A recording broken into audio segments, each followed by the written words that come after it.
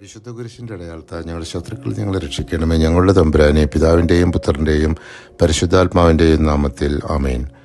Israel ജനം ഈജിപ്തിൽ നിന്ന് പുറപ്പെട്ടതിൻ്റെ 2-ാം വർഷം 1-ാം മാസം 14-ാം ദിവസം വൈകുന്നേരം എല്ലാ നിയമങ്ങളും ചട്ടങ്ങളും അനുസരിച്ച് സീനായ് മരുഭൂമിയിൽ വെച്ച് കർത്താവ് മോശയോട് അരുളി ചെയ്തതുപോലെ 2-ാം പെസഹ അവർ ആഘോഷിച്ചു.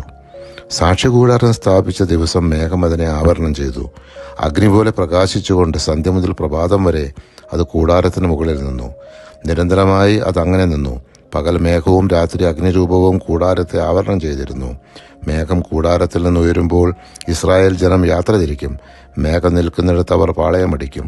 സംഖ്യാപുസ്തകം 9-ാം അധ്യായം 15 മുതൽ 17 വരെയുള്ള തിരുവചനങ്ങൾ. കർത്താവിൻ്റെ കൽപ്പന അനുസരിച്ചാണ് അവർ പാളയമടിക്കുകയും യാത്ര പുറപ്പെടുകയും ചെയ്തിരുന്നത്. അവിടുന്ന് മോശ വഴി നൽകിയ കൽപ്പന അനുസരിച്ച് അവർ പ്രവർത്തിച്ചു. നിങ്ങളുടെ സന്തോഷത്തിൻ്റെ ദിനങ്ങളിലും നിർദ്ദിഷ്ടമായ ഉത്സവങ്ങളിലും മാസാരംഭങ്ങളിലും ദഹനബലികളും സമാധാന ബലികളും അർപ്പിക്കുമ്പോഴും കാഹളമൂതണം. അപ്പോൾ നിങ്ങളുടെ ദൈവം നിങ്ങളെ ഓർക്കും. ഞാൻ നിങ്ങളുടെ ദൈവമായ കർത്താവാണ്. സംഖ്യാപുസ്തകം 10-ാം അധ്യായം 10-ാം തിരുവചനം. അഹ്റോന്റെ പുത്രന്മാർക്കാണ് കാഹളം മുഴക്കേണ്ടതിന് ചുമതല ഉണ്ടായിരുന്നത്.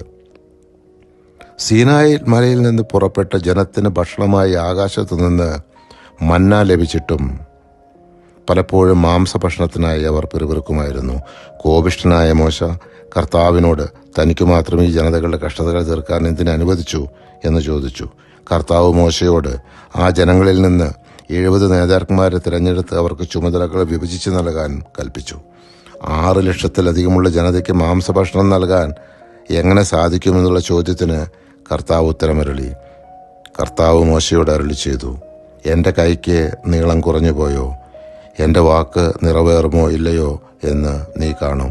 സംഖ്യാപുസ്തകം 11-ാം അധ്യായം 23-ാം തിരുവചനം. പരിശുദ്ധാത്മാവേ, തിരുവചനത്തിൻ്റെ ആനന്ദശക്തിയാൽ ആത്മാവിൻ്റെ ദാനങ്ങളും ഫലങ്ങളും നൽകി തീഷ്ണതയാൽ ഞങ്ങളെ ജ്വലിപ്പിക്കണമേ.